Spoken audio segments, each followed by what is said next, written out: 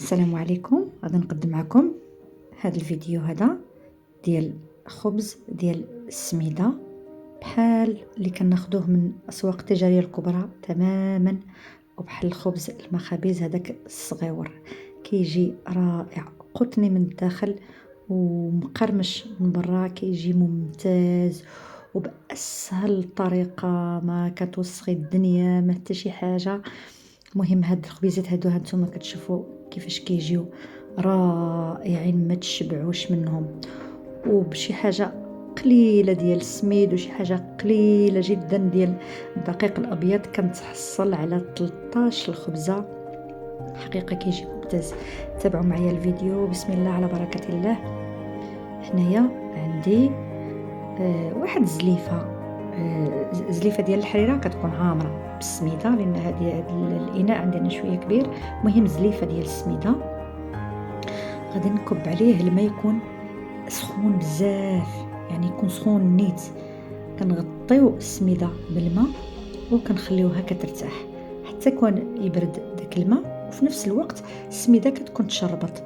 عندي نفس القياس ديال الدقيق الابيض او اقل شويه، درت مع ملعقه الخميره ومعلقه السكر، وغادي نضيفو على السميده. على فكره كانت الماكينه ولا غير باليد عادي جدا، نقدروا نعجنو غير بيدينا. صافي كنطلقوا الماكينه كتعجن، ما كنزيدوا لا الماء لا حتى شي حاجه. هنا غادي نزيد غادي ندير شويه ديال الملحه، حتى للتعليل الحق غندير الملحه، وغادي ندير واحد ملعقه ديال الزبده.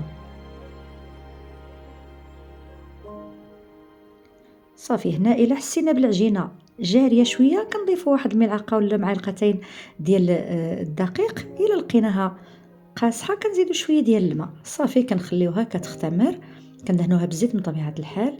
من بعد ما كتكون خمرات العجينه غادي نطفيها من الخميره، يعني غادي نخرج الهواء اللي فيها وغادي نرجعها تختمر مره ثانيه. هنا كندهن الصفيحه اللي غادي تدخل الفران بالزيت،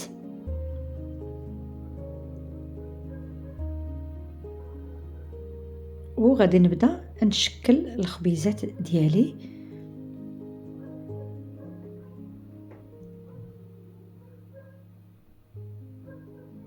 القياس على حسب داك الشيء اللي كتبغيو، انا كنفضلهم هكا يجيو صغيورين مقدودين، كل واحد اللي كياخد شي خبيزه كياكلها. صدقوني غادي ينفعوكم بزاف، خصوصا مع رمضان نقدروا نحتاجوهم للسحور او حتى للفطور.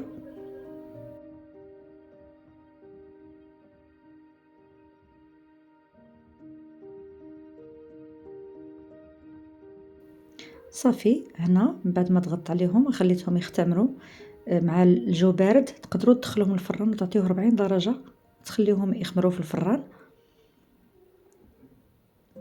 صافي هنا كنفلحوهم بشي سكين يكون حاد، وهنا ضروري كنديروا هاد الطويصه ديال الماء الغليان باش كيجي مقرمش من برا الخبز وكيجي طري من الداخل. كما كتشوفوا راه رائع جدا.